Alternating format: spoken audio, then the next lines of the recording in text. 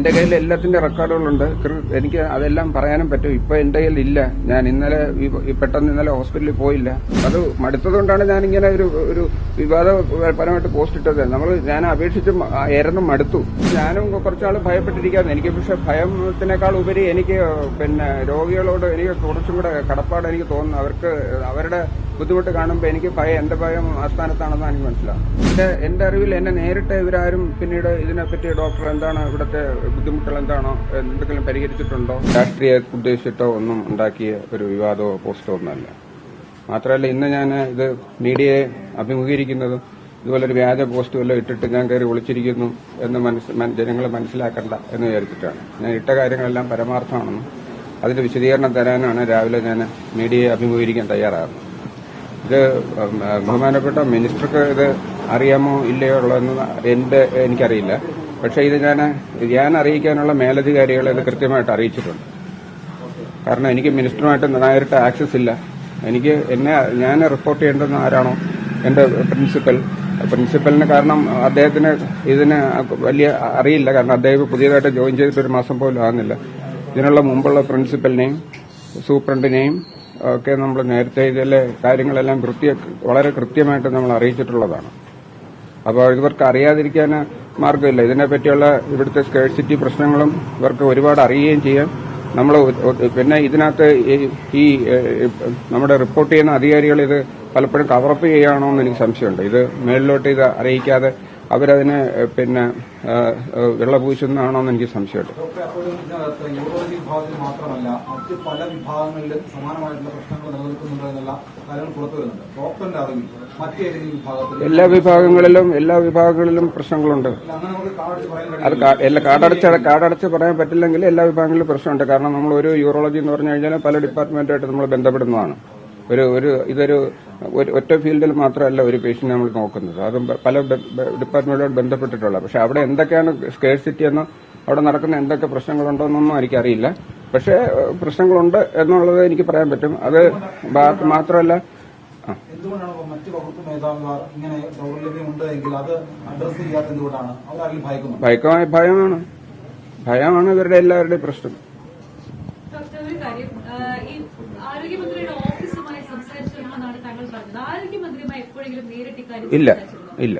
ആരുമായിട്ടാണ് ആരോഗ്യമന്ത്രിയുടെ ഓഫീസിൽ സംസാരിച്ചത്? ഒരിക്കൽ സജീവൻ സാർ എന്നെ വിളിപ്പിച്ചിരുന്നു. സജീവൻ സാറിന്റെ ഒരു പേഷ്യന്റ് വന്നപ്പോൾ ഞാൻ അവരെ ശ്രദ്ധിച്ചില്ല. അവരോട്ട് ഞാൻ അവരെ വഴക്ക് പറഞ്ഞു എന്നൊക്കെ പറഞ്ഞിട്ട് എന്നെ സജീവൻ സാർ വിളിപ്പിച്ചിരുന്നു. അപ്പൊ ഞാൻ അവിടെ പോയി കാര്യങ്ങൾ വിശദീകരിച്ചു കൊടുത്തു. അങ്ങനെ സജീവൻ സാറിനെ കാണുന്നത് എപ്പോഴാണ്? ഉദ്ദേശം എനിക്ക് തോന്നുന്നത് ഒരു വർഷമെങ്കിലും ആയി കാണുമെന്നാണ് തോന്നുന്നത്. ഞാനത് കൃത്യമായിട്ട് ഓർക്കുന്നില്ല. ഒരു വർഷം മുമ്പ് തന്നെ ഇത് ഞാൻ ആരോഗ്യമന്ത്രിയുടെ ഓഫീസിനെ അറിയിച്ചിരുന്നു. അദ്ദേഹം ഈ പേഷ്യന്റിന്റെ പ്രശ്നങ്ങൾ എന്നെ ചർച്ച ചെയ്യും. അതിനകത്ത് കാര്യമായിട്ട് കഴമ്പൊന്നുമില്ല. ഞാൻ അങ്ങനെ മനഃപൂർവ്വം വഴക്ക് പറഞ്ഞൊന്നുമല്ല. ആ പേഷ്യന്റ് ഓപ്പറേഷൻ ചെയ്ത് പോവുകയും ചെയ്തു. പക്ഷെ അദ്ദേഹത്തെ കൂടുതൽ സമയം വിനിയോഗിച്ചത് ഞാൻ ഈ ഡിപ്പാർട്ട്മെന്റിന്റെ ഇത്തരം ഡെഫിഷ്യൻസീസ് അദ്ദേഹത്തിനെ ബോധ്യപ്പെടുത്താനാണ് കൂടുതൽ സമയം ഞാൻ ഉപയോഗിച്ചത്.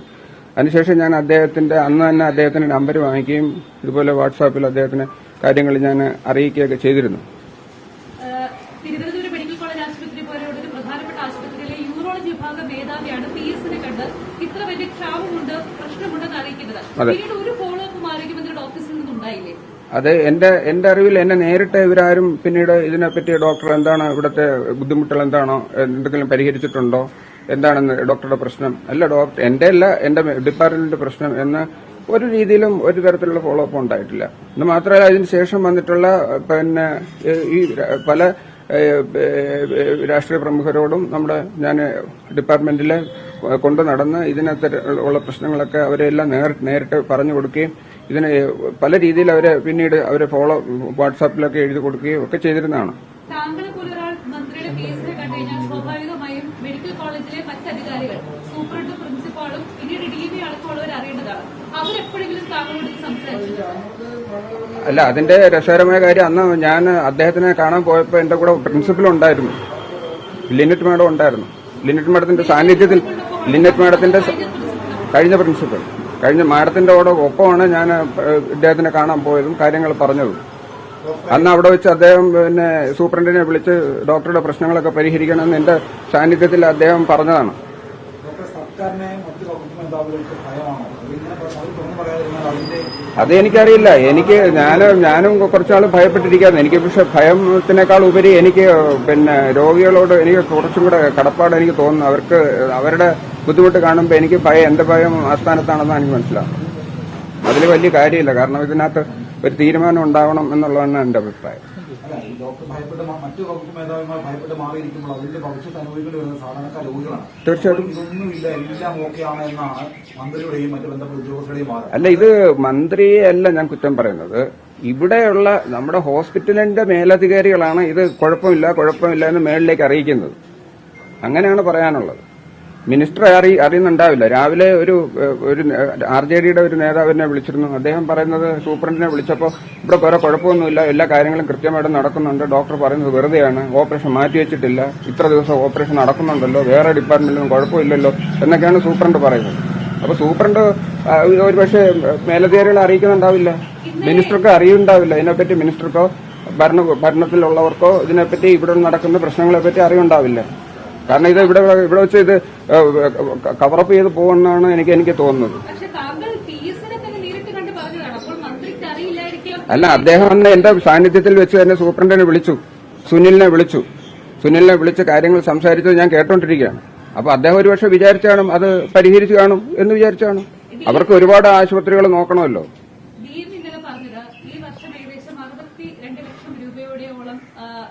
പർച്ചേസ് ഓർഡർ നൽകിയിട്ടുണ്ട് എന്നുള്ളതാണ് പറയുന്നത്. താങ്കളുടെ വിഭാഗത്തിൽ അത് സംഭവിച്ചിട്ടുണ്ടോ? താങ്കൾക്ക് അറിയുമായിരിക്കുമല്ലോ എത്ര രൂപയുടെ പർച്ചേസ് ഓർഡറാണ് ശരിക്കും നൽകിയിട്ടുള്ളത്? കാരണം എന്റെ കയ്യിൽ എല്ലാത്തിന്റെ റെക്കോർഡുകളുണ്ട്. എനിക്ക് അതെല്ലാം പറയാനും പറ്റും. ഇപ്പൊ എന്റെ കയ്യിൽ ഇല്ല. ഞാൻ പെട്ടെന്ന് ഇന്നലെ ഹോസ്പിറ്റലിൽ പോയില്ല. ഇനി ഒരു രേഖയുടെ അടിസ്ഥാനം ഇല്ലാതെ കൃത്യം എത്ര എമൗണ്ട് ഉണ്ടെന്ന് പറയാൻ പറ്റത്തില്ല. എത്ര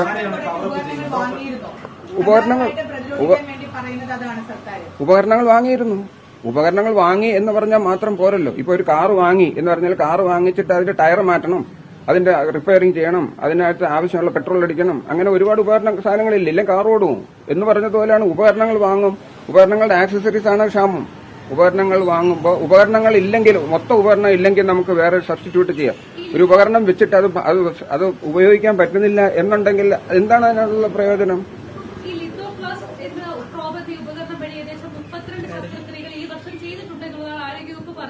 അത് കൂടുതൽ ചെയ്തിട്ടുണ്ട്. പക്ഷേ ഇന്നലെ ഒരു പ്രതിസന്ധി വന്നത് ഒരു ശസ്ത്രക്രിയ ചെയ്യുന്ന സമയത്താണോ പ്രതിസന്ധി വന്നത്? ഇത് ഒരു ശസ്ത്രക്രിയ ചെയ്യുന്ന സമയത്താണ്. ഇതിനകത്ത് ഇത് കുറച്ച് കേസുകൾ ചെയ്തു കഴിയുമ്പോൾ ഇതിന്റെ പ്രോബ് പൊട്ടും. ആ പൊട്ടുന്ന സമയത്ത് പ്രോബ് മാറ്റണം.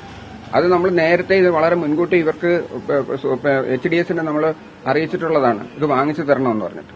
അപ്പൊ ഇത് വാങ്ങിച്ചു ഏപ്രിലല്ല, മാർച്ച് 3-ാം മാസം. ഇത് മാത്രമല്ല, ഇതിനെപ്പറ്റി ഇവരെ കത്ത് കൊടുക്കുക മാത്രമല്ല, ഇതിനെപ്പറ്റി സ്ഥിരമായിട്ട് ഇവരെ അറിയിക്കുകയും ഇവരെ ഓരോ ദിവസവും ഇവരുടെ ബന്ധപ്പെട്ട ഓഫീസുകളിലേക്ക് ആളിനെ വിട്ടു പറയിക്കുകയും ഇത് പ്രോബ് തീരാറായി, പ്രോബ് പൂട്ടിപ്പോയി കഴിഞ്ഞാൽ പേഷ്യന്റ് ശസ്ത്രക്രിയ മുടങ്ങും എന്നൊക്കെ വളരെ മുൻകൂട്ടി നമ്മൾ പറഞ്ഞിട്ടുള്ളതാണ്. ഈ പ്രശ്നം ഇതിനു മുമ്പ് സംഭവിച്ചിട്ടുമുണ്ട് ഇതുപോലെ തന്നെ. ഒരുപാട് പേഷ്യൻസ് വെയിറ്റ് ചെയ്യുന്നുണ്ട്. എന്റെ ഇപ്പോഴത്തെ വെയിറ്റിംഗ് ലിസ്റ്റ് എനിക്ക് തോന്നുന്നു ഓഗസ്റ്റ് ലാസ്റ്റ് വരെ പേഷ്യൻസ് വെയിറ്റിംഗ് ഉണ്ട്. ഓഗസ്റ്റ് ലാസ്റ്റ് വരെ വെയിറ്റിംഗ് ഉണ്ട്. അല്ല, ഈ ഉപകരണം മാത്രമല്ല, പേഷ്യൻസിന്റെ വരവും നമുക്ക് ചെയ്യുന്ന ഓപ്പറേഷന്റെ തോതും തമ്മിലുള്ള ഒരു ബന്ധം കൃത്യമായിട്ട് കൊണ്ടുപോകാൻ പറ്റുന്നില്ല. എപ്പോഴും പേഷ്യൻസിന്റെ അളവിനനുസരിച്ചിട്ടുള്ള ഓപ്പറേഷൻ നമ്പർ നമുക്ക് തികയുന്നില്ല. അതുകൊണ്ട് തന്നെ എല്ലാ യൂണിറ്റിലും ഇതുപോലെ ഓപ്പറേഷന് രോഗികൾ വെയിറ്റിംഗ് ഉണ്ട്.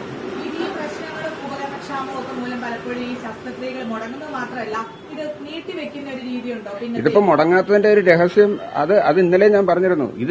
ഇത് പല ഉപകരണങ്ങളും പേഷ്യൻസ് തന്നെ വാങ്ങിച്ചു തരികയാണ്. ഇപ്പോ രോഗികൾ തന്നെ വാങ്ങിച്ചു തരികയാണ്. രോഗികൾ ഇപ്പൊ RIRS എന്ന് പറഞ്ഞൊരു ഒരു ഓപ്പറേഷൻ ഉണ്ട്, RIRS. അത് നിങ്ങൾ അന്വേഷിച്ചാൽ അറിയാം. നിങ്ങളെ യൂറോളജി വന്നിട്ടുള്ള ഏതെങ്കിലും രോഗികളോട് ചോദിച്ചാൽ പറയാം, നിങ്ങൾ എത്ര രൂപയാണ് ഇതിന് ഹോസ്പിറ്റലിൽ അടച്ചതെന്ന് പറഞ്ഞു കഴിഞ്ഞാൽ അവർ ആ എമൗണ്ട് പറഞ്ഞു തരും. ഞാൻ കള്ളം പറയുന്നതാണോന്ന് അറിയാൻ വേണ്ടി. അത് അവരുടെ കയ്യിൽ നിന്ന് പിരിച്ച് നമ്മളെ ഓരോ ഉപകരണം കമ്പനിയിൽ നിന്ന് ഞാൻ വാങ്ങിച്ചിട്ട് ആ പൈസ അവരെ ഷെയർ ചെയ്ത് കമ്പനിക്ക് അടയ്ക്കുകയാണ്. ഇങ്ങനെയാണ് RIRS അറിഞ്ഞാലുള്ള ശസ്ത്രക്രിയ നടന്നു പോകുന്നത്. അത് സർക്കാരിന് സർക്കാരിനല്ല, ഞാൻ അധികാരികൾക്ക് ഞാൻ ഈ RIRS എന്ന് പറഞ്ഞ ഉപകരണം ആവശ്യത്തിന് വാങ്ങിച്ചു തരണമെന്ന് പറഞ്ഞിട്ട് പല പ്രാവശ്യം അറിയിച്ചിട്ടുള്ളതാണ്. എനിക്ക് മുമ്പിരുന്ന ഹെഡ് ഓഫ് ഡിപ്പാർട്ട്മെന്റ് അറിയിച്ചിട്ടുള്ളതാണ്. അതിന്റെ കടലാസുകളൊക്കെ ഉണ്ട്. അതിനൊന്നും ഒരു പ്രാവശ്യം പോലും ഒരു സ്കോപ്പ് പോലും അവർ വാങ്ങിച്ചു തന്നിട്ടില്ല. ഇത് രോഗികൾ തന്നെയാണ് വാങ്ങിച്ചു തരുന്നതും നമ്മൾ ശസ്ത്രക്രിയ ചെയ്തു കൊടുക്കുന്നതും. അതുകൊണ്ടാണ് ഓപ്പറേഷൻ മുടങ്ങാതെ പോകുന്നത്. അത് മാത്രമല്ല, അത് ഈ ഉപകരണം മാത്രമല്ല, പല ഈ ആക്സസറീസും നമ്മൾ വാങ്ങിച്ചത് പേഷ്യൻസ് വാങ്ങിച്ചു തരികയാണ്. പിന്നെ മാത്രമല്ല, നമ്മൾ മെഡിക്കൽ കമ്പനിക്കാരെ കൊണ്ടും അല്ലാതെയും ഒക്കെ പലരെ കൊണ്ടും ഔദാര്യം, ഇപ്പം UST ഗ്ലോബൽ എന്ന് പറഞ്ഞ സംഘടന, അങ്ങനെ ഒക്കെ ഓരോ അവരുടെ കയ്യിൽ നിന്നൊക്കെ നമ്മളിങ്ങനെ അപേക്ഷിച്ച് നമ്മൾ റിക്വസ്റ്റ് ചെയ്തും എരന്നും ഒക്കെയാണ് ഉപകരണങ്ങൾ വാങ്ങിച്ചു വെച്ചിട്ട് നമ്മൾ ഇത് പലപ്പോഴും ചെയ്ത് തീർക്കുന്നത്. അതുകൊണ്ട് ശസ്ത്രക്രിയ മുടങ്ങുന്നില്ല എന്ന് പറയുന്നത് ഇതൊക്കെ കാരണങ്ങളാണ്. ഇങ്ങനെയൊക്കെയാണ്. നമുക്കറിയാം ഇത് വലിയ വിവാദമായി. അപ്പോൾ അത് നിങ്ങൾക്ക് തന്നെ ഊഹിക്കാമല്ലോ. അതായത് ഇപ്പൊ ആരെയായിരിക്കും കവറപ്പ് ചെയ്യേണ്ടത്? അവർക്ക് ആരെയാണ് കവറപ്പ് ചെയ്യേണ്ടത് ആവശ്യം? ഡോക്ടർ, ഈ ലിവർ ഫസ്റ്റ് പ്രോബ്ലം മാർച്ചിൽ താങ്കൾ കത്തയക്കുന്നു, ഇതിനു വേണ്ടി കത്തയക്കുന്നത്, ആ സമയത്ത് സ്റ്റോക്ക് ഉണ്ടായിരുന്നു. താങ്കൾ ആന്റിസിപ്പേറ്ററി ആയിട്ടാണ് അയച്ചത്. ഇതെനിക്കറിയാം. ഇത് ഒരു പ്രോബ് ഒരു മാസത്തേക്ക് തികയുള്ളൂ. അപ്പൊ ഒരു 3 പ്രോബ് എന്റെ കയ്യിലുണ്ടെങ്കിൽ അത് 3 മാസം കൊണ്ട് തീരുമെന്ന് എനിക്കറിയാം. അപ്പോൾ ഓരോ പ്രോബ് തീരുമ്പോഴും പൊട്ടുമ്പോഴും നമ്മൾ ഈ കമ്പനിയല്ല ഇവരുടെ ഓഫീസിലേക്ക് നമ്മൾ കൃത്യമായിട്ട് അറിയിക്കുന്നതാണ്. ഇനി ഇത്രയേ ഉള്ളൂ, ഇത്ര കഴിഞ്ഞാൽ ഓപ്പറേഷൻ മുടങ്ങും എന്ന് പറഞ്ഞിട്ടുള്ളത്.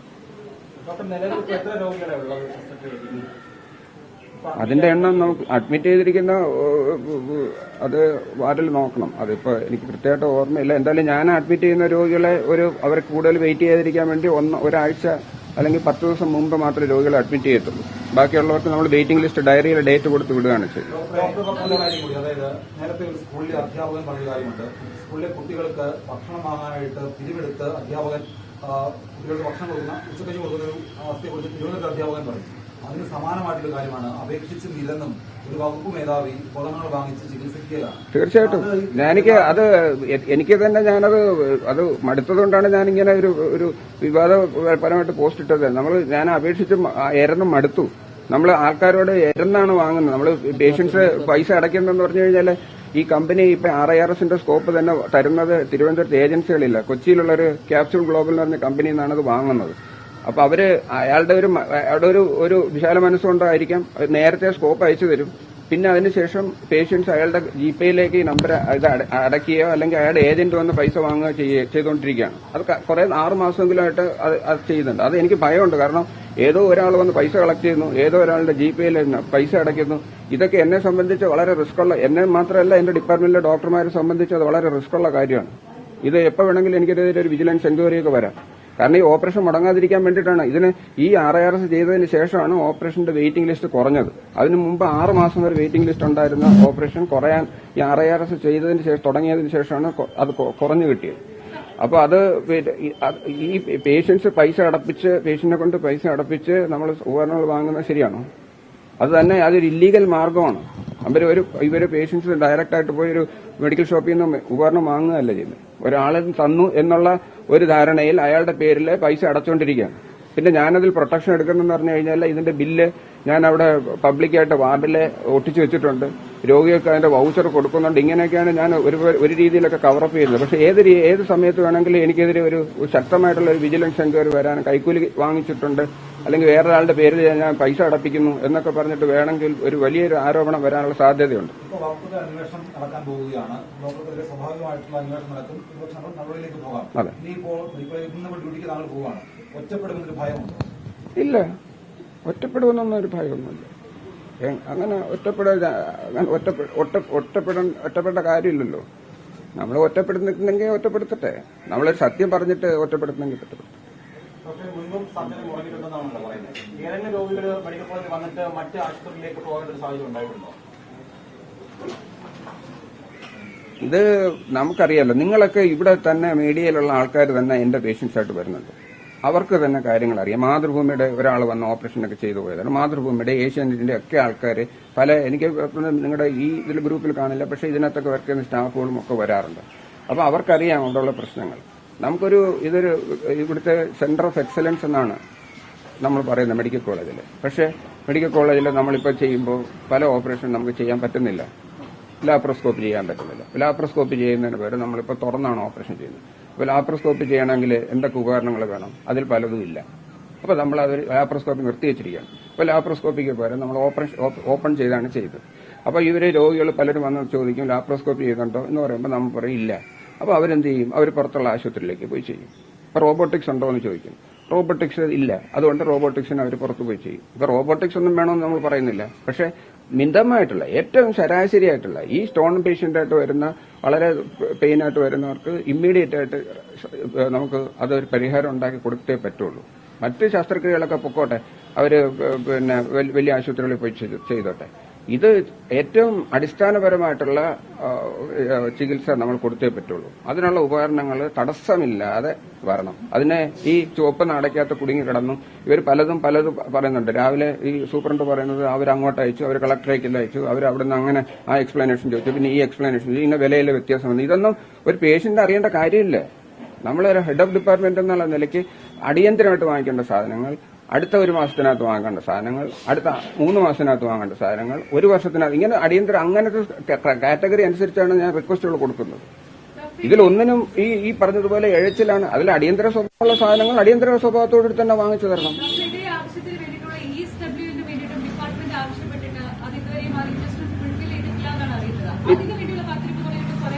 അതിനുള്ള കാത്തിരിപ്പ് 2023 മുതൽ കാത്തിരിക്കുകയാണ്. 2023 കഴിഞ്ഞ മെഷീൻ 2021 കമ്മീഷൻ ചെയ്ത മെഷീൻ 2023 വരെ ഞങ്ങൾ ചെയ്തതിനകത്ത് ഏകദേശം 3900 രോഗികളെയാണ് നമ്മൾ ഓപ്പറേഷൻ ചെയ്തത്. അപ്പോൾ എത്ര പേരുടെ ഓപ്പറേഷൻ അത് വെച്ച് നടക്കുന്നുണ്ടെന്ന് നിങ്ങൾ ആലോചിച്ച് നോക്കണം. അപ്പോൾ അത് 2023 മുതൽ ഈ വർഷം മുതൽ അത് മുടങ്ങിയിരിക്കുമ്പോൾ എത്ര പേർക്കാണ് അത് ചെയ്യാൻ പറ്റാതിരുന്നതെന്ന് നിങ്ങൾ ആലോചിച്ച് നോക്കൂ. ഇതിന്റെ അടിയന്തര സ്വഭാവം ഞാൻ ഇവരെ അറിയിച്ചതാണ്. ESWLയുടെ അടിയന്തര സ്വഭാവം ഞാൻ അറിയിച്ചതാണ്. അപ്പോൾ അതെന്റെ ഫയലുകളും എന്തോ പ്രശ്നമാണ്. ഈ ഓഫീസിൽ, ഞങ്ങളുടെ ഓഫീസിൽ തന്നെ വന്നിട്ടുള്ള എന്തോ പ്രശ്നമാണ്. ഈ ഫയൽ എവിടെ നഷ്ടപ്പെടുകയോ എന്തോ രീതിയിൽ അത് പോവുകയോ ചെയ്തതിന്റെ അടിസ്ഥാനത്തിലാണ് അത് ESW പിന്നെയും താമസിക്കുന്നത്.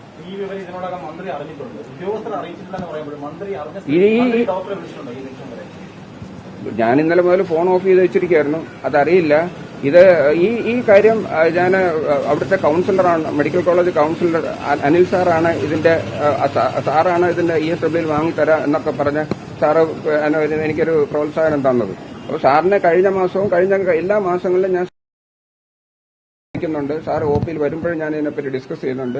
അപ്പോൾ സാറ് സെക്രട്ടേറിയറ്റിലും കളക്ടറേറ്റിലൊക്കെ സാറ് പോയി സാറിന്റെ ഇൻഫ്ലുവൻസിൽ കുറെയൊക്കെ ഫയൽ മൂവ് ചെയ്തു എന്നാണ് കേൾക്കുന്നത്. പക്ഷെ അതിൽ എന്തൊക്കെയോ ഈ ചികിത്സാ സ്വഭാവമായിട്ടുള്ള മെഷീനുകൾക്ക് എന്താണ് ഇത്ര താമസം വരുന്നതെന്ന് എനിക്ക് മനസ്സിലാക്കും. ഒന്നുമില്ല.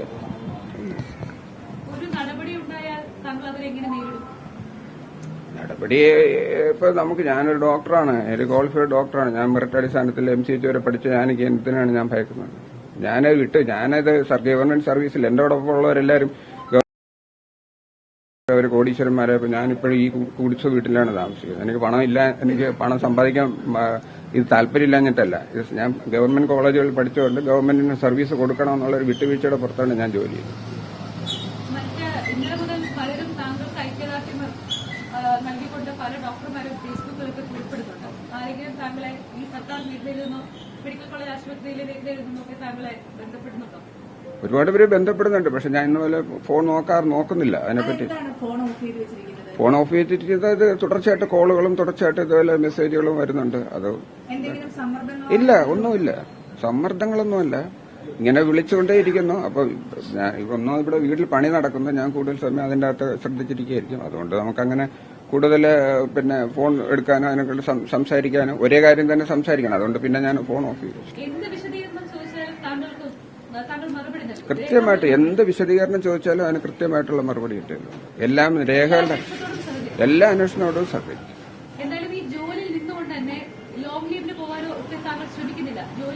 ഇല്ല, ലോങ് ലീവൊക്കെ എനിക്ക് വേണമെങ്കിൽ ഇഷ്ടംപോലെ ലീവുണ്ട്. എനിക്ക് ലീവുകൾ ഞാൻ സർവീസ് ജോയിൻ ചെയ്ത സമയം മുതലുള്ള ലീവുകൾ പെൻഡിംഗ് ആണ്. ഓരോ വർഷവും ക്യാഷ് ലീവ് തന്നെ. ഈ കഴിഞ്ഞ വർഷം ഞാൻ 365 ദിവസം 360 ദിവസം ഹോസ്പിറ്റലിൽ പോയതാണ്, ഞായറാഴ്ച ഉൾപ്പെടെ. എനിക്ക് ക്യാഷ് ലീവ് തന്നെ ഇഷ്ടം പോലുണ്ട്. ബാക്കി ലീവുകളെല്ലാം ഇഷ്ടം പോലുണ്ട്. ലീവ് എടുക്കണമെങ്കിൽ എനിക്ക് എപ്പോൾ വേണമെങ്കിലും ലീവ്, എത്ര നാൾ വേണമെങ്കിലും ലീവ് എടുക്കാം. അത് ചെയ്യാത്തതറിഞ്ഞാൽ ഒരു മേലധികാരി എന്നുള്ള നിലയ്ക്ക് എന്റെ പ്രസൻസ് ഡിപ്പാർട്ട്മെന്റിൽ എപ്പോഴും ആവശ്യമാണ്. അതുകൊണ്ട് തന്നെയാണ് പോകുന്നത്. ഇന്ന് ഞായറാഴ്ച എനിക്ക് അവധിയാണ്, എനിക്ക് വേണമെങ്കിൽ പോകാതിരിക്കാം. പക്ഷെ ഇന്ന് പോയി എനിക്ക് കാണണം. വെള്ളിയാഴ്ച ചെയ്ത ഓപ്പറേഷനുകൾക്കുള്ള പേഷ്യന്റിനെ ഇന്ന് ഞാൻ പോയി കാണും.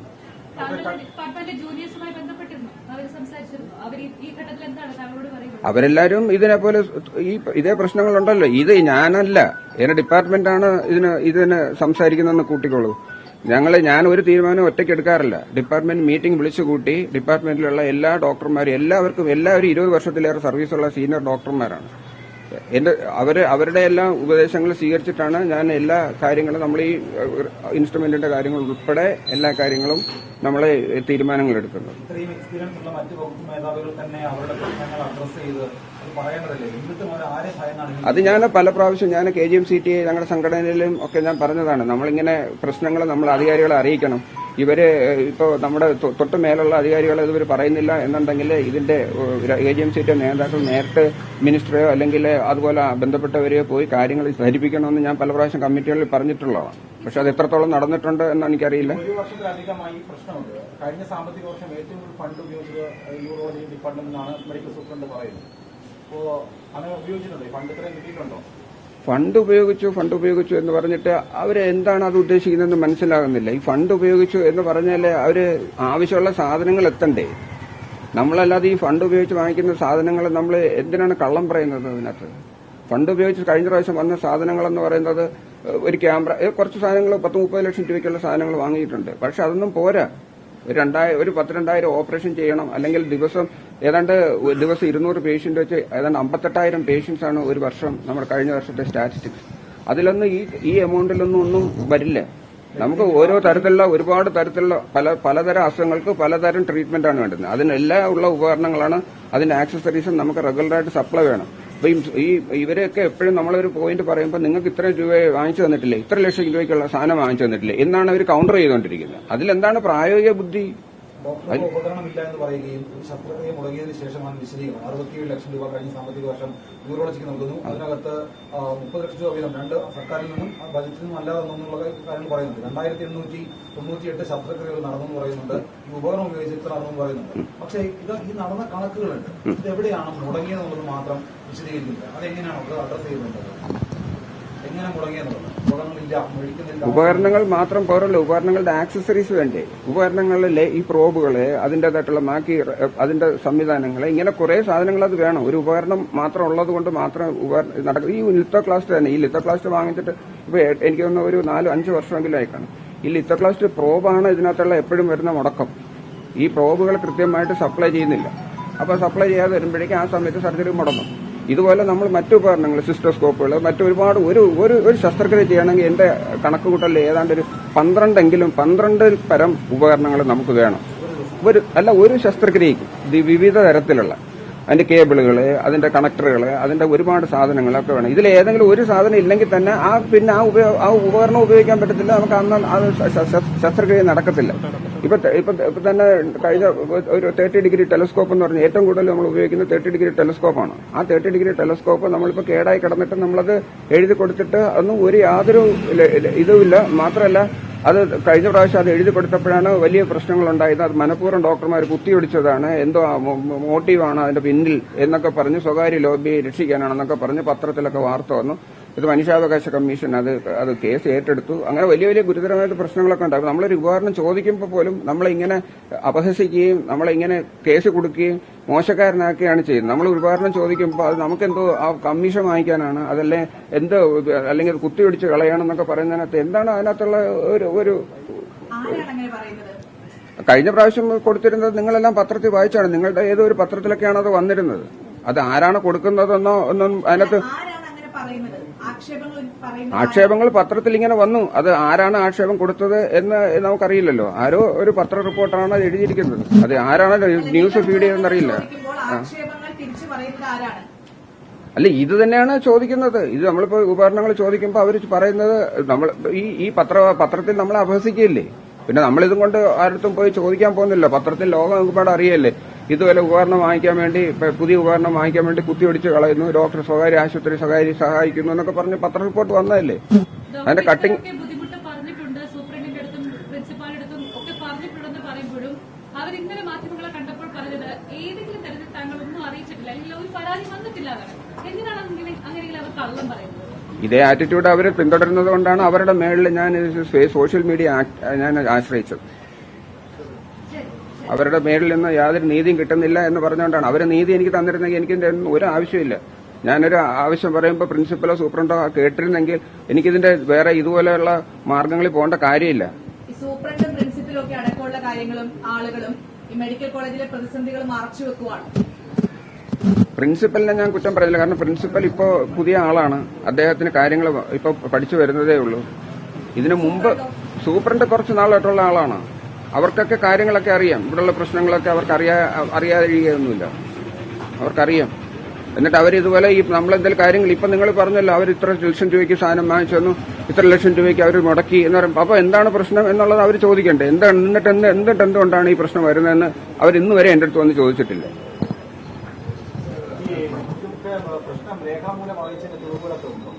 എല്ലാം ഉണ്ട്.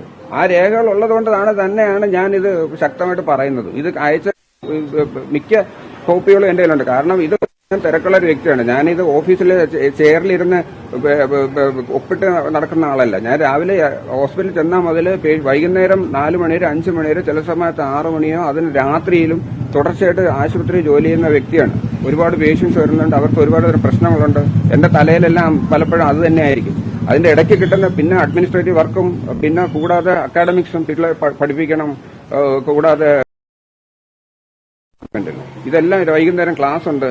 ഇതെല്ലാം കഴിഞ്ഞതിന് ശേഷമേ എനിക്ക് അഡ്മിനിസ്ട്രേറ്റീവ് വർക്കിനുള്ള സമയം കിട്ടത്തുള്ളൂ.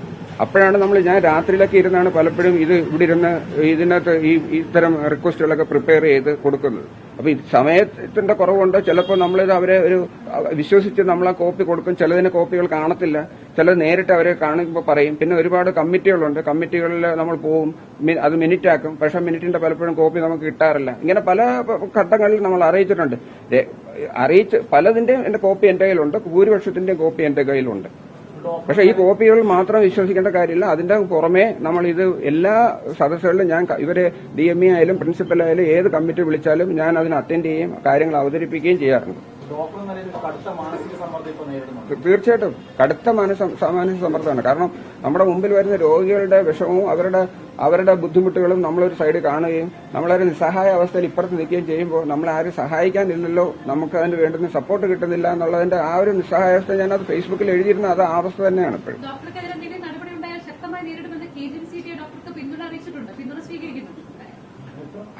എന്റെ KGM-CT നമ്മുടെ പേരന്റ് ഓർഗനൈസേഷനാണ്. അവർക്ക് അത്ര അങ്ങനെ വലിയ കപ്പാസിറ്റി ഒന്നുള്ള ഓർഗനൈസേഷനൊന്നും അല്ല. എന്നാലും അവര് ഈ പറഞ്ഞതുപോലെ അവർ നമ്മൾ സപ്പോർട്ട് ചെയ്യുന്നുണ്ട്. എനിക്ക് അവരുടെ സപ്പോർട്ടൊന്നും അല്ല. എനിക്ക് പിന്നെ ഈ പറഞ്ഞതുപോലെ ഇത് ആരെ തോപ്പിക്കാനോ ആർക്കു വേണ്ടി വെല്ലുവിളിയോ നമുക്ക് ഒന്നുമല്ല. ഈ പ്രശ്നങ്ങൾ പരിഹരിച്ച് കിട്ടിയാൽ തന്നെ മതി. ഈ പ്രശ്നങ്ങൾ ഇന്നും എല്ലാ കാലത്തും ഇത് പരിഹരിച്ച് ജനങ്ങൾക്ക് വേണ്ടി ഇതിന് ഒരു നല്ല രീതിയിൽ ഇത് മുമ്പോട്ട് പോകണം. അത്ര മാത്രമേ എന്റെ ആവശ്യമുള്ളൂ.